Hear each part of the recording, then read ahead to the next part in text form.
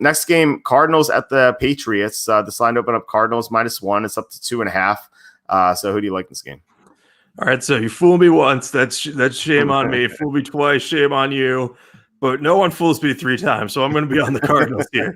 The Patriots have been a roller coaster these last few weeks, and it's really seeming like that win over Baltimore. I don't want to call it a fluke because they had a really good game plan. I just don't think that the Patriots team is good enough or talented enough to win consistently week in and week out, especially against good competition. And I think Arizona qualifies. The only concern I have with this game is the health of Kyler Murray. We saw him get hurt on Thursday Night Football. He hurt his shoulder. I think it was his AC joint that ended up bothering him. But throughout that game against the Seahawks, they were heating his shoulder in between offensive possessions. They were kind of massaging it. And that's one of the reasons that the Cardinals weren't able to keep it closer with the Seahawks or ultimately come back to win, is because Kyler Murray just wasn't himself. He didn't have the same zip on his passes. So I felt bad for him in that moment because it must have been tough playing through that. But I think with the little bit of a mini bye to heal up, he should be okay.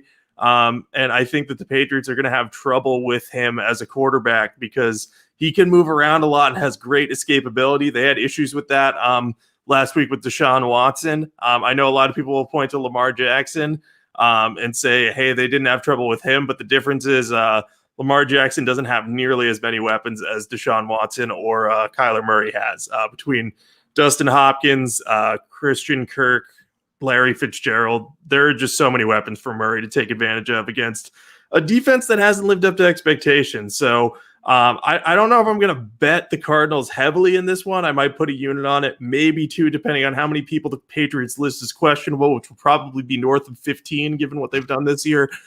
But I think the Cardinals are the right side. I don't think the Patriots can compete with them, but the Patriots are so wildly inconsistent that I don't blame anyone who doesn't want to bet on this game.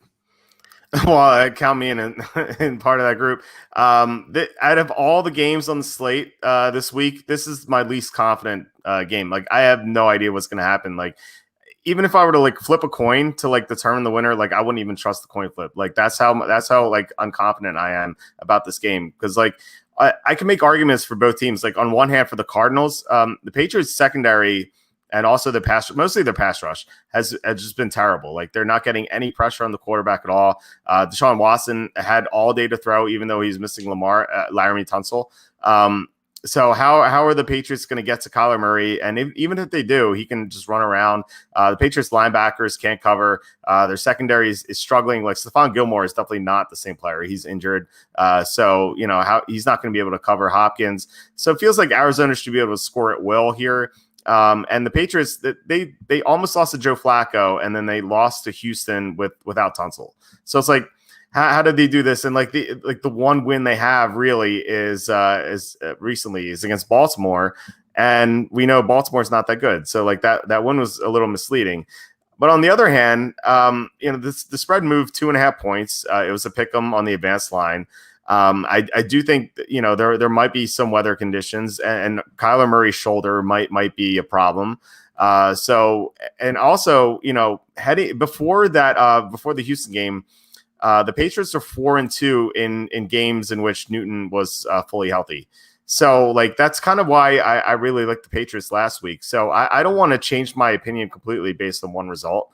It feels like I'm walking into a trap. Like someone called this a trap game in the comments.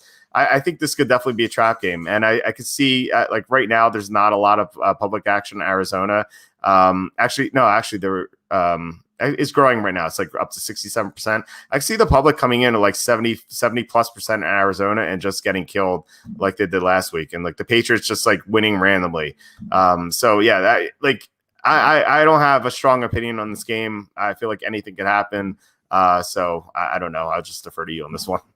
Yeah. Okay. You've convinced me not to bet on this game because I didn't like it that much either. I was just putting one unit on the Cardinals because I was like, hey, they maybe should be favored by more than 3. But every Patriots game since like week 6 has been like a trap game, in my opinion. Like there's just no way to tell which of these two teams are going to show up. I think we're seeing the struggle between coaching and talent at this point. Like Belichick's a great coach, and he can outcoach a lot of different teams, and he can find ways to win. But at a certain point, talent does matter in the NFL, and the Patriots just don't have enough of it right now, or don't have enough of it healthy. So be interested to see what happens. Be watching the injury report for Kyler. But yeah, I'm tentatively on Arizona, but I'm probably not going to bet this because I don't like betting against the Patriots anyway. I'm from New England, so why would I do that? It's good. It's a good stance to have.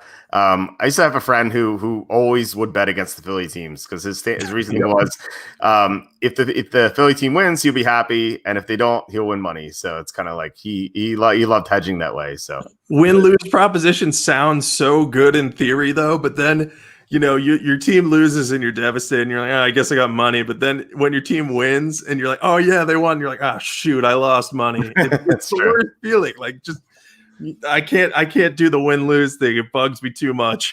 I agree. I could see where he was coming from. It's nice to hedge, but like you're never going to be fully happy. So yep.